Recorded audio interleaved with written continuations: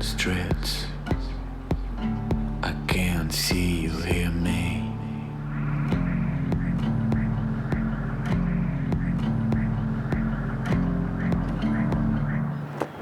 Good morning, Oklahoma is possibly in store for that dose of severe weather that we're expecting starting on Wednesday, and that includes straight-line winds, large hail, and possibly even tornadoes. Nobody should die that way. I've never seen anything that horrific. One of the duties of a pathologist is to determine the cause of death. Watch on mobile devices or the big screen. All for free. No subscription required. Download Veely now.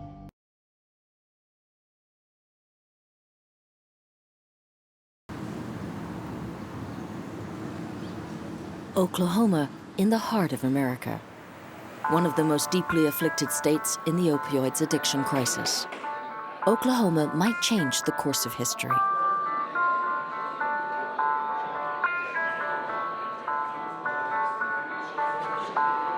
For the first time in the United States, a doctor will be sued by the state for second-degree murder for over-prescribing opioids.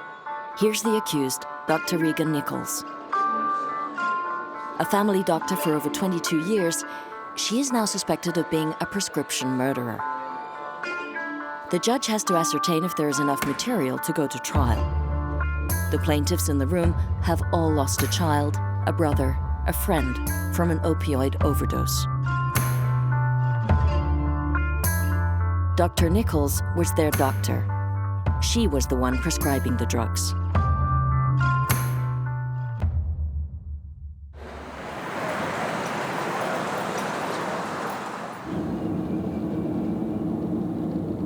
My name's Irvin Box. I'm an attorney in Oklahoma City. I practice criminal defense. I've been a police officer, and I've been a prosecutor, and I've been a judge. I've been here all my life. I'm born and raised in Oklahoma. We're right in the heart of the oil production. We're right on the edge of where cowboys are. And so we've got a lot of people in here that are hardworking people. And it's a pretty peaceful city as far as that goes. Irvin Box knows these roads inside out and is on first-name terms with the local people. All his career, he's defended this community. But today, the clients have changed. Before I was having people from more the poverty level. Now I have people of all walks of life. I have lawyers, I have doctors' children who have become addicted to the opiates. Now it's every level and every area of life as far as for the low income, high income, all of them are affected by the opiate use. He represents several families from this town. Everyone has lost a relative deceased of a cardiac arrest following a painkiller overdose. Drugs prescribed by Dr. Nichols.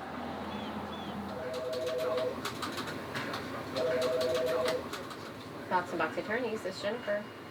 This Oklahoma City lawyer has never seen a case like this. A new victim wants to press charges. Come in. Good to see you. Good to see you. Have a seat. Annette Marshall has been raising her two children alone since her husband died of a painkiller overdose. My math shows that's 99 per day that she would have prescribed him. I know he passed away like May 2nd. Are you talking about in 2012? 2012, yeah. Yes. States, He was a fireman. Jersey, She works as an education counselor. A regular family. All it took was back surgery to turn everything over. In a few months, her husband became addicted to the painkillers prescribed by Dr. Nichols. Of course, once you have back surgery, it's never quite the same. And then they did some other treatments, and he had, some other issues with just on the job, just injuries that from having such a physical job. And I think it just snowballed, He persisted with the pain, but instead of trying to wean him off those, she just dose after dose after dose after dose, and really became his drug dealer.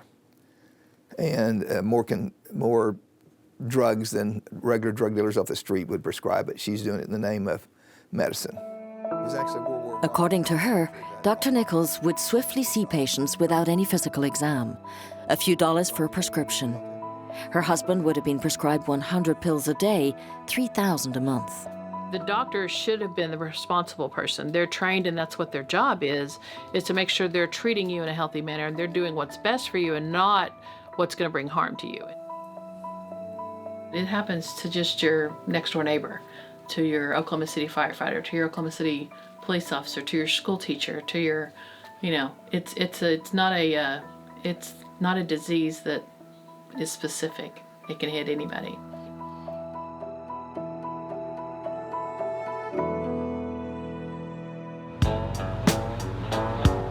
How come opioids invaded America? Pain has become a market, and the idea of not suffering even lightly is a given. In drugstores that look like fast foods, anyone can shop for painkillers. Physical or psychological, a painkiller exists for almost any reason. Imagine facing the day with less chronic osteoarthritis pain. Imagine living your life with less chronic low back pain. Imagine you with less pain that can help. Amongst the painkillers on prescription are the opioids. Usually prescribed for backaches or headaches, 2 million Americans are addicted to these pills. For a reason that most ignore, they're opium-based. I'm Jason Beeman, and I am the chair of psychiatry at Oklahoma State University's Center for Health Sciences. Our oath is essentially first do no harm. And I think that that's one of the biggest problems is that doctors don't realize that by prescribing opioids, that they could doing more harm than good. And we've seen that in a lot of cases. What were they originally prescribed for? Well, historically, the use has been for what we call cancer pain. That cancer does a lot of horrible things to your body and can cause a lot of pain. Nowadays, it's used for a lot of different things. These pills are called hydrocodone, Percocet, Oxycontin, or Fentanyl. All the drugs that are legally sold on the market share the same component, a powerful narcotic, heroin. And sometimes they are 1,000 times more opium concentrated. The opioid compound comes from a plant called the opium poppy. And these plants are really grown mostly in Asia, and then they're imported by drug companies into the United States. But what we do with the pills is we take the good parts of the flower that you would smoke, and we concentrate them in a little pill.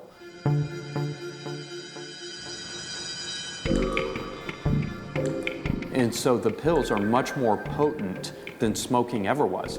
But in the United States, we outlawed the smoking of opium in the early 1900s. If you get a 3-day prescription, there is a 13% chance that you'll be taking those opioids a year later. So whether it's a few prescriptions or a few pills, it's a very small amount that it takes to get addicted. To the left, a lethal dosage of heroin. To the right, its equivalent on 2 opium samples. Today you will know you did something for your pain. Talk to your doctor. To be able to not feel pain has become a tacit agreement between doctor and patient. But at what price? These drugs are ticking bombs. Who's aware of that fact? Did Dr. Nichols know?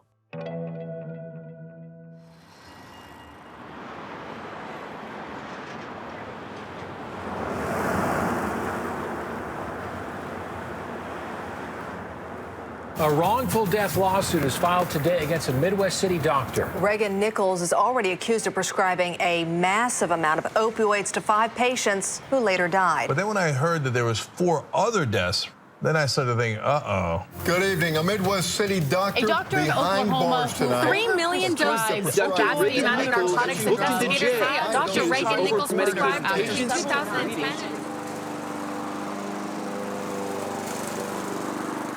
I was very happy she got arrested, and I was watching on TV. I was very happy for that to happen. But on the other part, it was sad, because this is supposed to be a doctor. How many did she harm? I didn't know. And then you turn mad. I'm mad. I'm mad. Why? I'm mad because she took my daughter. I'm mad that she took my daughter away. So I'm mad now.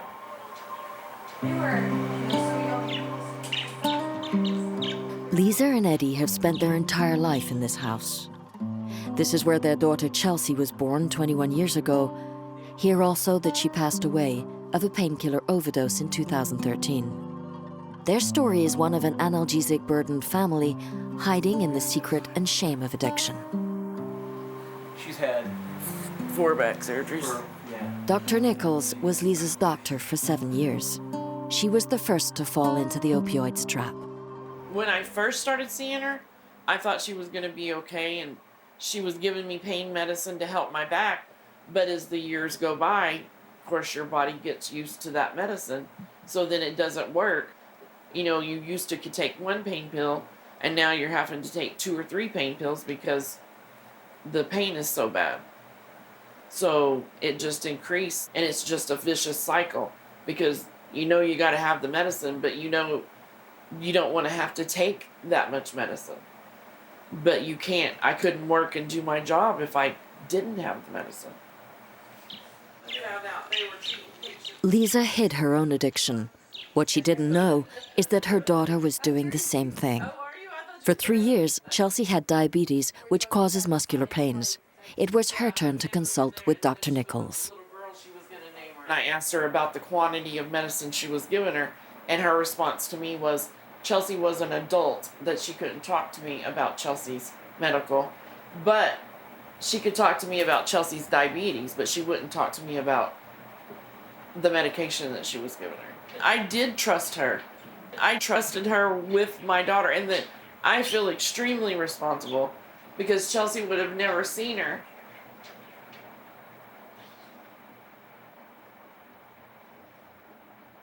Never seen her. Go ahead.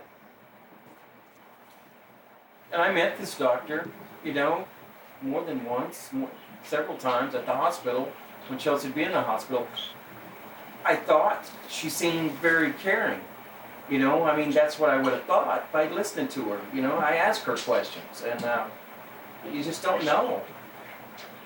Maybe money made her do it.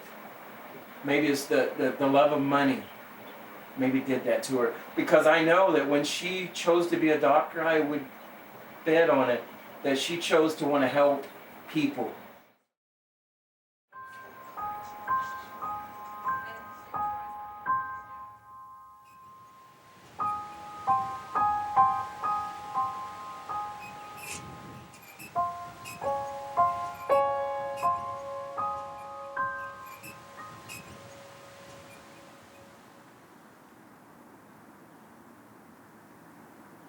We met Dr. Nichols almost a year ago.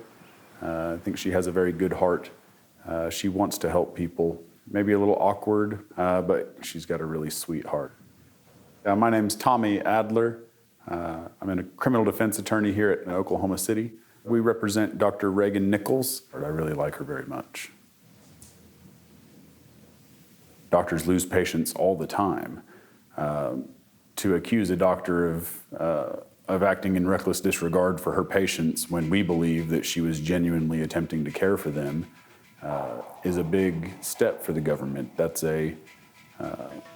exposes doctors to a lot of risk. These were troubled people.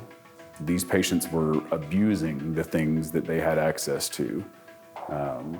It wasn't the amounts that Dr. Nichols prescribed these people that killed them. It was the amounts that they decided to take.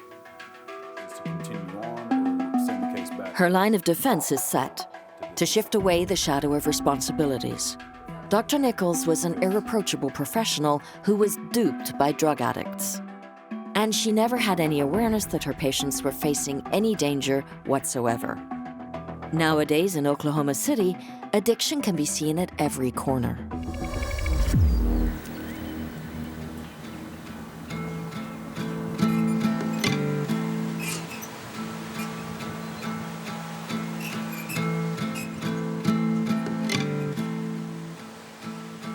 I think America got here because we are the most medicated country in the world.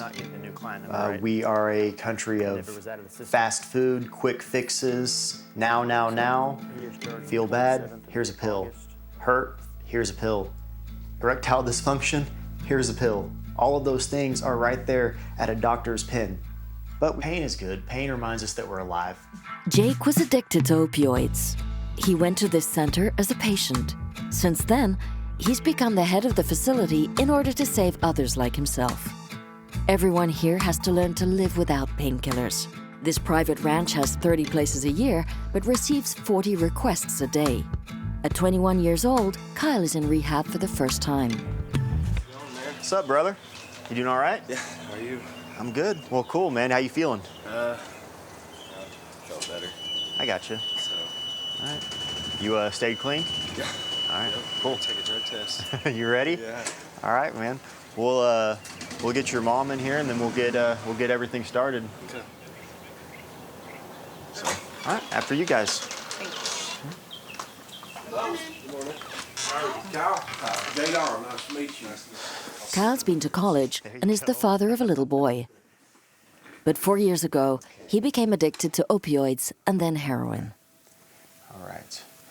Opiates, heroin, and Oxycontin. Anything else? No? Okay. And this is first treatment time, right? Yes, sir. All right. How are you feeling? Very emotional. I got you. It's emotional for everybody. She's waiting for her boy to come back. It's going to take, Kyle, about 30 days for you to really begin to see a change. Yeah. This is life and death, man. There's only 3 ways out of this, which is get sober, which is what I pray for you. The second one is prison, if you're lucky. Third one is you get buried. I don't know how else to say it, but I'm at my end. I can't do this anymore. I just can't. I love him so much, but I would rather not see him than put up with this monster that I don't know. You leaving? Yeah. All right, love you. Love you too. I promise we'll take good care of it. Okay. Kyle has 90 days to learn to live without opioids.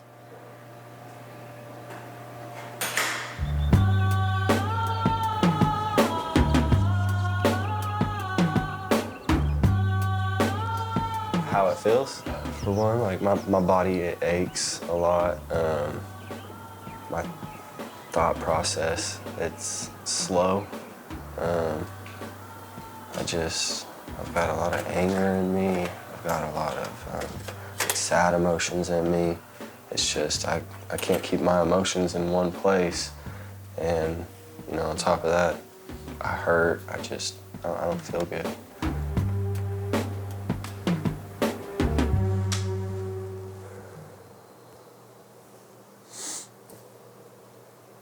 One of my friends died.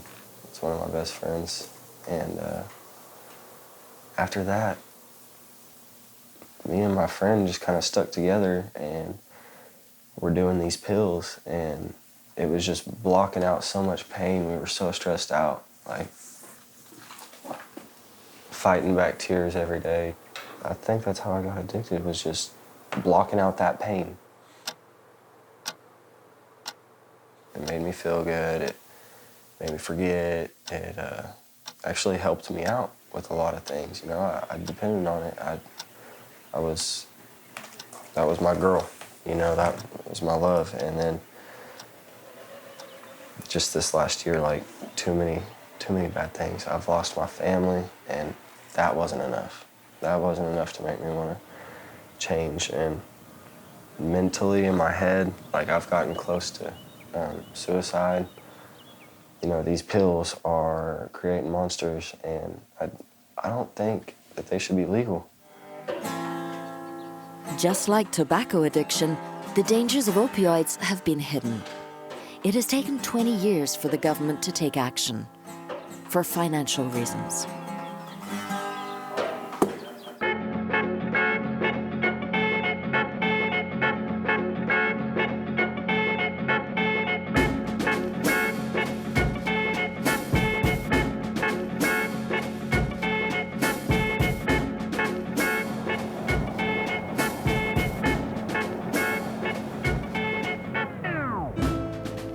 My office filed a lawsuit against Purdue Pharma, Allergan, Cephalon, and Janssen Pharmaceuticals.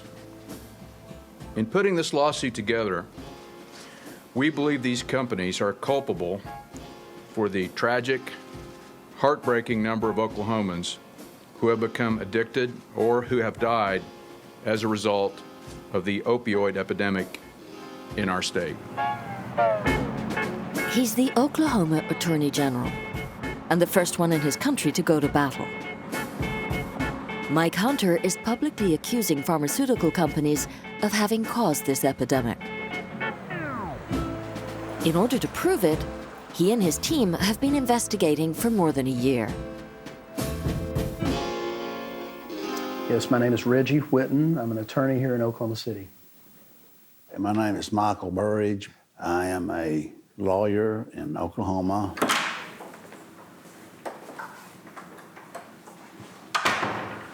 Okay, have you started reading this book yet? General Hunter hired my law firm, Whitten and Burridge, to represent the state of Oklahoma and try to recoup all of the costs that the state has incurred because of the opioid epidemic. We need this person as a expert. Let's see if I can find him. I think we're going to be able to prove that 80% of all the crime in the state of Oklahoma is directly caused by this opioid epidemic. And our prisons are overfilled because of it. Loss of productivity of tax-paying citizens costs the state money. But I'm anxious to get this first battle started. What they did to this country. Yeah, it's pretty amazing. Their estimates bring the cost of the epidemic to $7 billion in Oklahoma. This historical hearing will take place in a few days. Today, Reggie Whitten will explain his motivations to a group of students, for this struggle is a personal one. My partner, Reggie, has been involved in fighting the opioid addiction and the opioid crisis ever since the death of his son, Brandon. I had a niece that died also related to drugs. And so when the Attorney General talked to us about representing the state in this case, I think he knew that we both had family members that died because of the epidemic.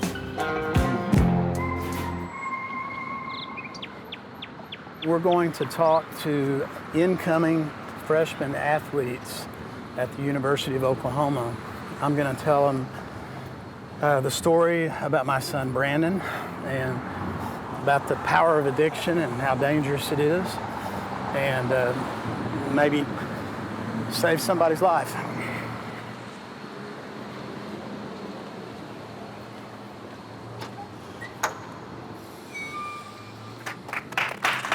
Hi, everybody. I think I got a chance to shake almost everybody's hand when you came in. I was trying to figure out what sport you are. It's hard to guess every sport from your size, but thank you guys for coming. So let me introduce you to my co-speaker tonight. This is Brandon. And Brandon's not here today, and I'll tell you why later. This is me when I was at OU and I had this young son, and also when I had more hair. Brandon was a cute little kid. Brandon, his plan was to go to college and play football, which he did. He ended up playing on a national championship football team, never got in any kind of trouble. And the drug that brought him down was an opioid. And it did not come from the streets. It came from a pharmacy. I just told him, stop using those pills. I found out it's not that easy. I found out it's like telling a diabetic to use more willpower and stop needing insulin. You can't do that. That's crazy. I never told him about addiction. I never warned him. And so now I have survivor guilt now, but I'm living with it. So I started a foundation called Fighting Addiction Through Education, because I think education is the key to this problem. But when I tell this story at schools, it gets so quiet, you could hear a pin drop. And they're not really interested in me. They're interested in Brandon. I show pictures of him. He was one of them. He's just an ordinary kid. And if an ordinary kid like Brandon can end up getting hooked, they could too. And that is the truth. These pills that Big Pharma sells, they're essentially heroin pills. Most people don't know that, but these opioids are essentially the same as heroin. That's the key. Telling patients that they're not addictive, that's the killer, literally. Thank you guys for being a good audience, and I'm hoping some of the information I've shared with you today might help you in a good way.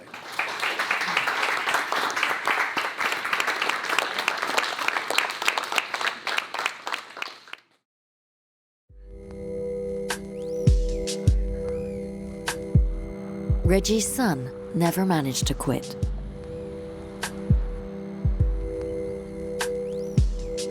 For Reggie, there is someone responsible for his misery: Purdue Pharmaceutical.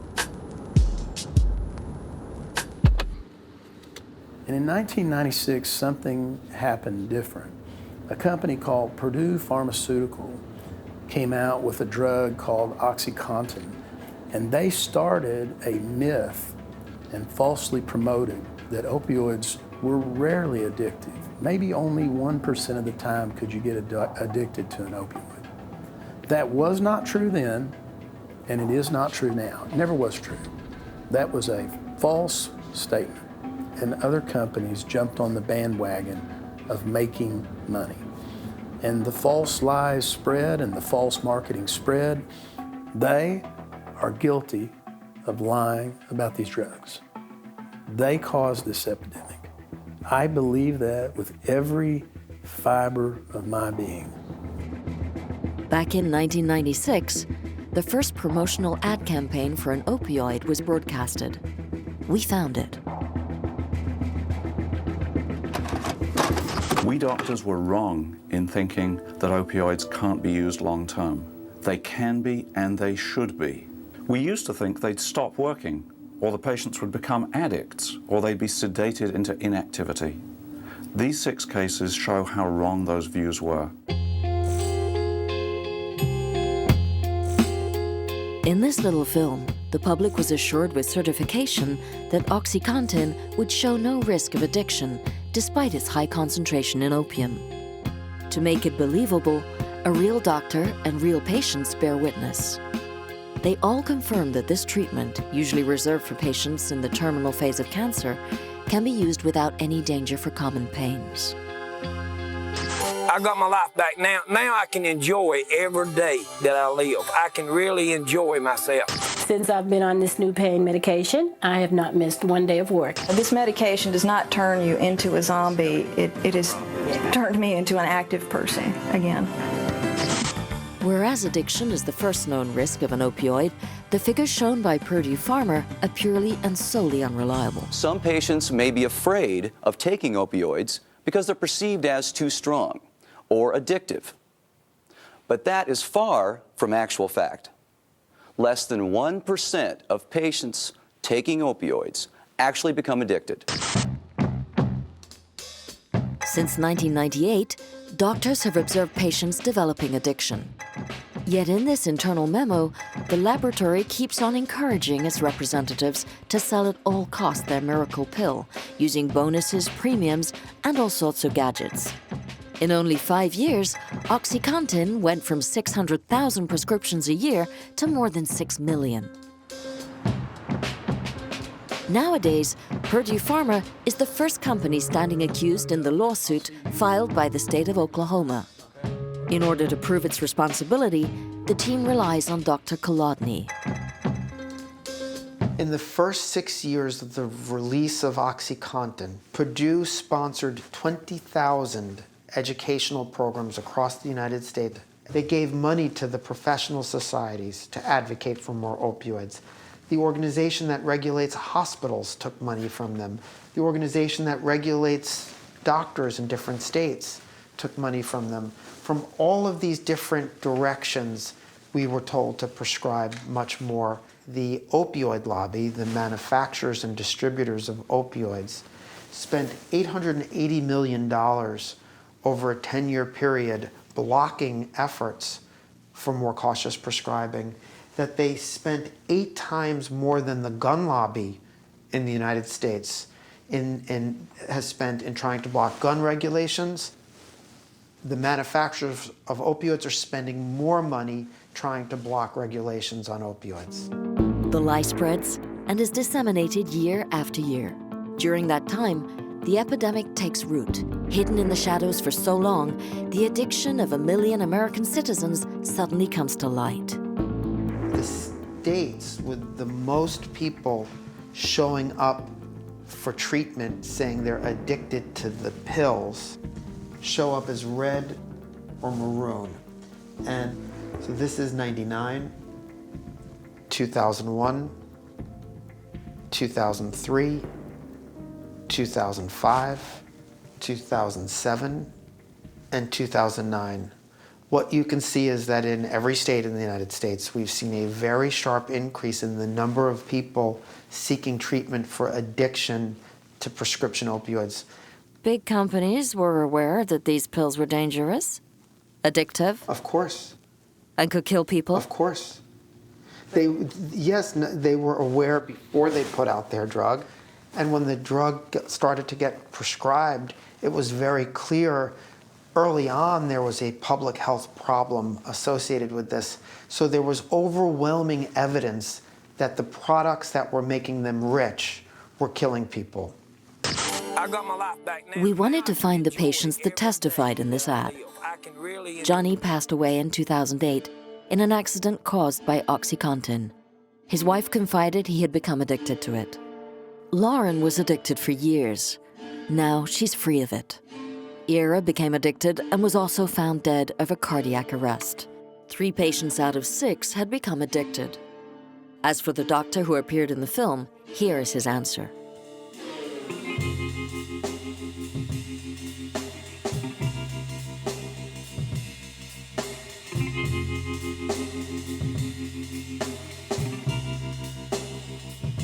It's not acceptable to say, I don't believe in using strong pain medications for chronic pain. We need to stop saying this. Would you care for more tea? Yeah, that's right. Thank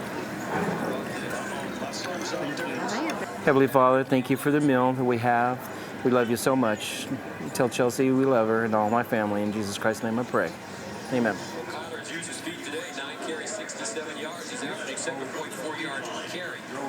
Me and Chelsea came here a lot, but I just feel like she's here with me every time I come here. And I just feel her presence, you know. It makes me shine inside. We struggle with this, so it's a daily thing. You gotta let it go. People say you have to let it go. Tell us how you do that. Time doesn't heal all wounds. Yeah, that's not true. If it happened to one person, you know, okay, it was an accident. This is 5 people. That's not an accident. I mean, I don't know what her thinking was. I really don't. I would like to know what her thinking was. How did she think that was helping? Chelsea was 21 when she passed away. The same age as Kyle, who's still struggling for his life. Kyle has begun his first days of therapy at the center. In his struggle against the addiction, only speech seems to be the all-purpose remedy. Okay, so what I want to do today is incorporate a little bit of the stuff that we did this morning. Every single one of us, to include myself, when we come in here, all of us have a tendency for this particular thing I'm going to talk about. Several of the guys that are in here were athletes. They got injured. That introduced him to the opiates. Whenever they take the opioids, they find out, hey, not only does this make me physically feel better, but emotionally I feel better. So what have opiates done for you? How'd you feel? Made me feel like a better person. Okay. Like I'd be in the house all day, and then once I got high, I could go out and do whatever I wanted to do. So here's a tough question. Who else used a needle? Everybody else here is dealing with the same thing, and you know, I can relate to a lot of these people's stories, and it's just, I'm glad that I'm not alone. I don't feel alone anymore, and so that's made me feel a lot better.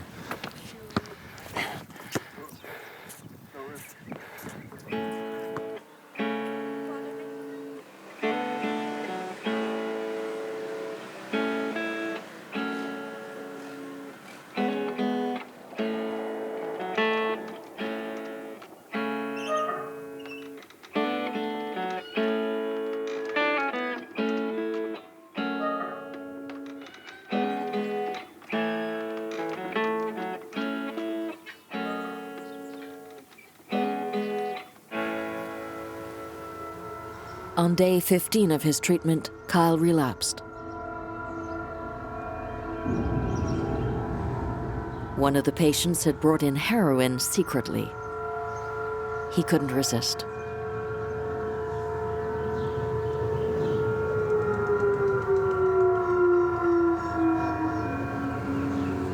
After he plunged back, he was sent to this facility. Monitored under high surveillance, away from his family and son, he's following his treatment to be able to go back to the ranch.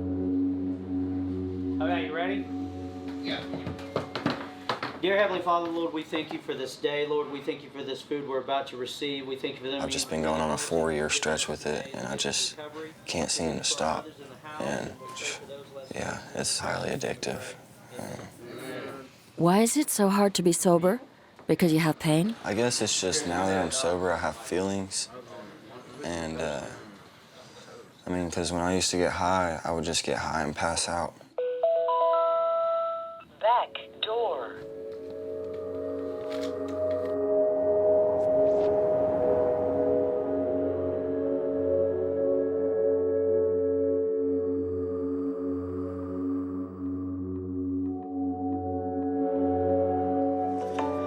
You okay? All right. Hey, baby. Hey. How you doing? Good. I just got out of church. You went to church this morning? Yep. And just got home. We're about to watch a movie. Oh, okay. Well, it's almost 12, so I'm gonna run by and pick up Cash and come out there to you so that you can spend some time with him. Okay, cool. I love you, and good luck. All right. All right, well, I love you too, and I'll give you a call here after a little bit. All right. Okay, bye. He's doing a lot better.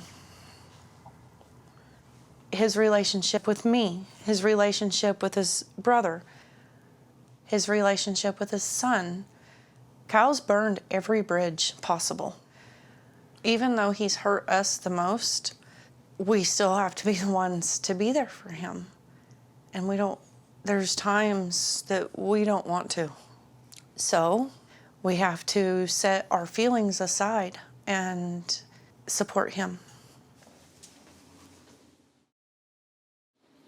I think that really the most difficult part of this, as far as anger goes and stuff, is just knowing that all these companies know what their drugs are doing, and they won't say it. They're like, oh, our drugs are so helpful, when they're ruining more lives than they're helping.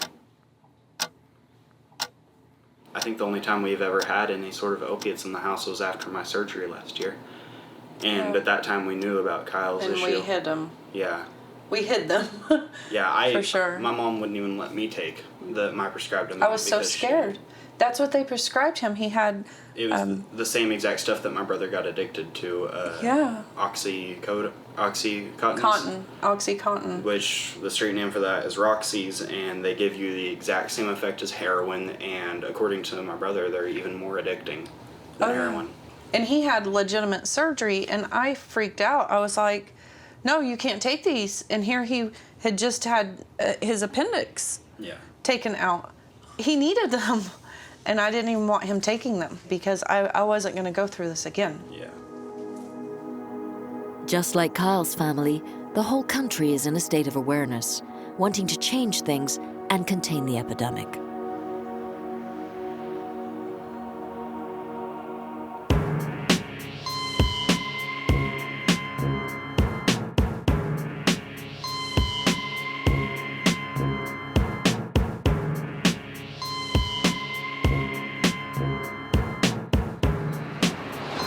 At the Oklahoma University, an unseen and aggressive alliance was formed. Researcher Andrew Kolodny, lawyer Reggie Whitten, and Dr. Jason Beeman. They've all gathered to establish a common fight plan against every single laboratory. This over to Dr. Jason Beeman. Dr. Beeman has created the first college education program of the country on painkillers addiction. Project Echo. And then also let's provide education to all of the prescribers from dentists, doctors, and veterinarians right then and there. We think that that will do more to decrease opioid prescribing than any of our other initiatives. I think the overwhelming response has been that the doctors that are graduating now and going out into practice are not prescribing these.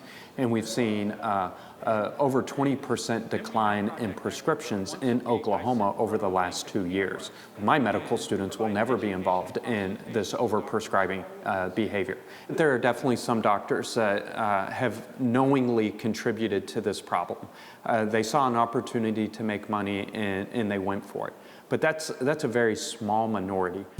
Oklahoma's Department of Justice is also trying to stop those who are responsible, like one of the richest families in the country, the one that funds and controls the Purdue Pharma empire. Article I wanted to show you that appeared in Forbes about the Sackler family. And back in 2015, they had $14 billion and one of the richest families in the United States. And they've sold more than $35 billion worth of Oxycontin since it was released. Purdue Pharma was bought in 1952 by the Sackler brothers, both doctors. Until then, their name was unknown to the general public. Nowadays, they're billionaires and very much appreciated by art connoisseurs. The Sackler dynasty made itself known as the patrons of museums such as the Louvre or the Guggenheim, but without anyone making the connection between their fortune and their company. Michael Burridge intends to make this truth known. Do you think they knew what they were doing? Sure they knew what they were doing. They knew exactly what they were doing. They pleaded guilty to crimes of fraudulently, with intent, knowingly, fraudulently marketing Oxycontin. That's the result of, they knew one thing for sure, that they were making billions of dollars. I mean, billions of dollars, and they didn't care who it destroyed or what damage it caused. In 2007, the company pleaded guilty to the federal accusations of misleading marketing and false advertising. Condemned, they paid over $635 million in penalties and continued to sell opioids. The Sacklers would never have been able to market this product without authorization. The FDA has to control and regulate every single drug put on the market. It authorized the use of Oxycontin as a painkiller without a problem. Some of the same FDA officials involved in regulating the drug would wind up leaving FDA and taking higher paying jobs for Purdue Pharma and other drug companies. We call that the revolving door. I think they should have figured out earlier what was going on, and to this day, some of these same FDA officials are still at the FDA, and rather than saying we made a horrible mistake, we have to change our policies, they haven't changed their policies. They keep approving more opioids. It's a big day for Oklahoma. The Attorney General's teams are facing the lawyers of the 4 companies being sued. A judge has to rule whether there's enough evidence to go to trial. Purdue Pharmaceutical, Teva, Activa, Johnson & Johnson, we sued the ones that we knew about that did business and falsely marketed in Oklahoma. My goal is to let the truth come out. I really hope this case goes to trial. It's an enormous amount of money, and they're going to fight to the death, is what they've indicated. to try to show that they didn't cause this. They're probably going to blame this on doctors, and they're probably going to blame it on people like my son who got sick. We've probably got at least 20 lawyers working on it.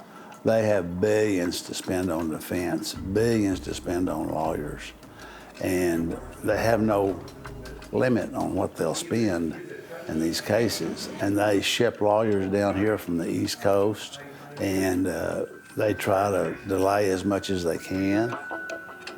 It took years of investigation and hearings for the course of history to change.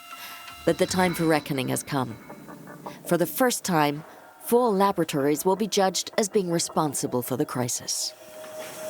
Long day.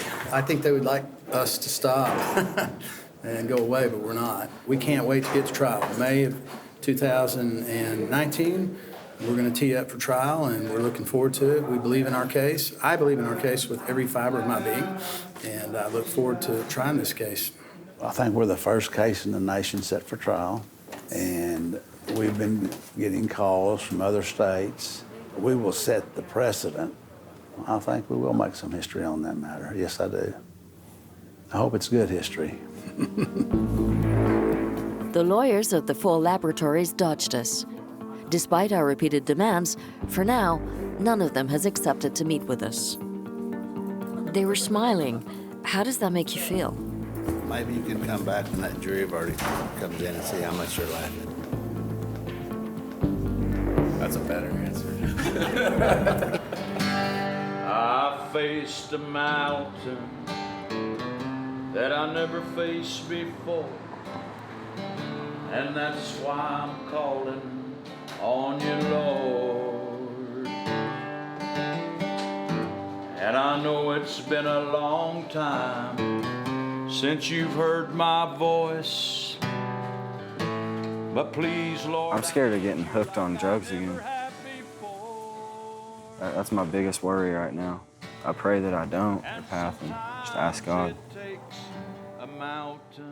It's been 3 months since Kyle reintegrated the ranch. His therapy is coming to an end. He now has to leave, find a new routine where painkillers don't exist. Now that I'm sober, I feel a lot better, a lot more confident. Like my body doesn't hurt anymore. I feel healthy. And sometimes it takes a mountain. Sometimes it's a troubled sea. And sometimes it takes a desert for you to get a hold of me.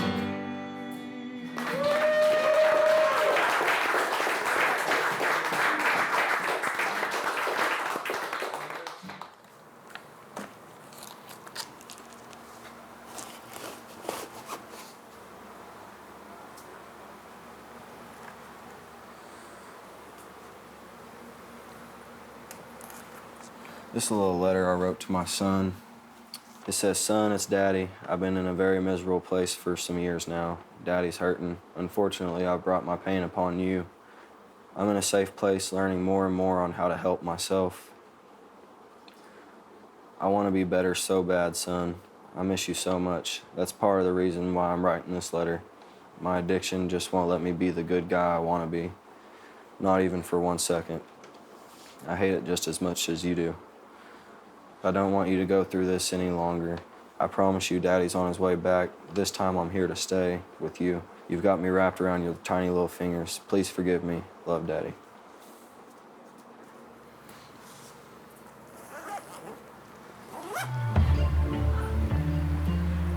After he left the ranch, Kyle moved in with his mother for a while. He's now found a job and rents a flat where he can accommodate his son. Every day is a struggle.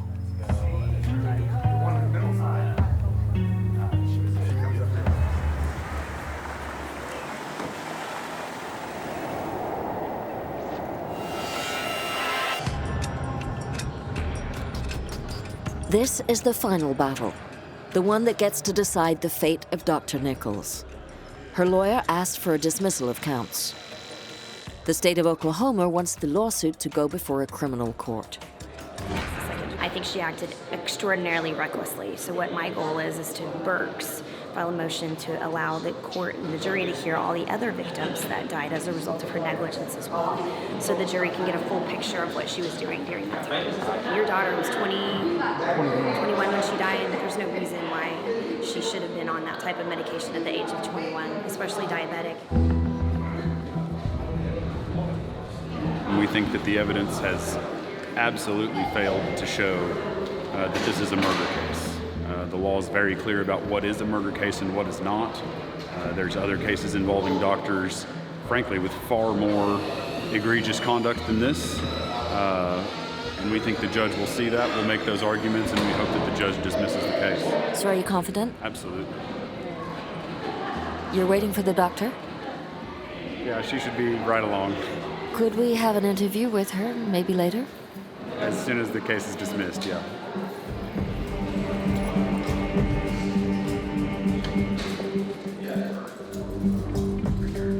All along the hearing, Dr. Nichols seems detached from the events surrounding her.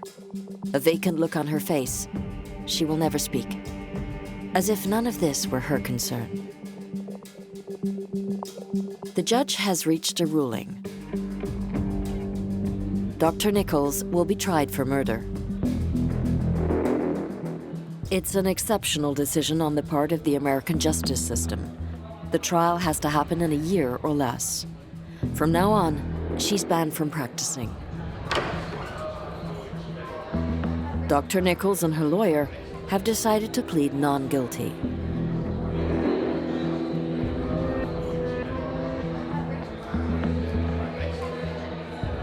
I think it's a good thing. She's going to have to go to court. She's going to have to answer for what she did wrong. And she's going to have to answer in front of the jury. I know he added a manslaughter, but at least he didn't dismiss it. And she deserves, you know, to go before a jury trial and see what's going to happen with her, you know. My daughter deserves that. They used to prescribe all kinds of dangerous drugs that we now know are dangerous. But at the time, they were doing the best they could to treat their patients. And now they're blaming one of their own victims for doing the best she could with the medical knowledge she had.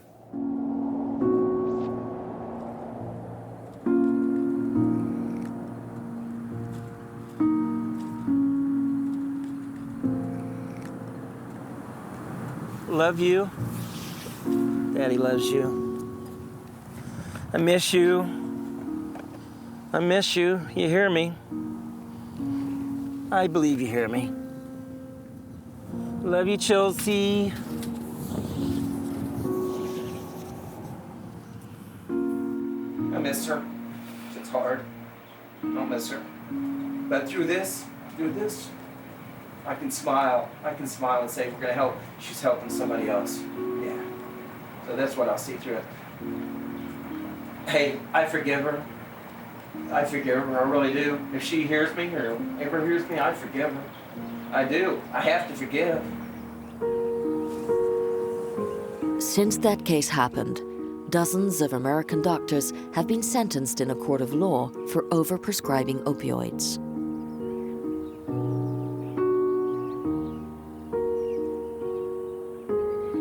And 27 states are suing the laboratories for financial losses. The Purdue Pharma company is now looking for new clients for its opioid.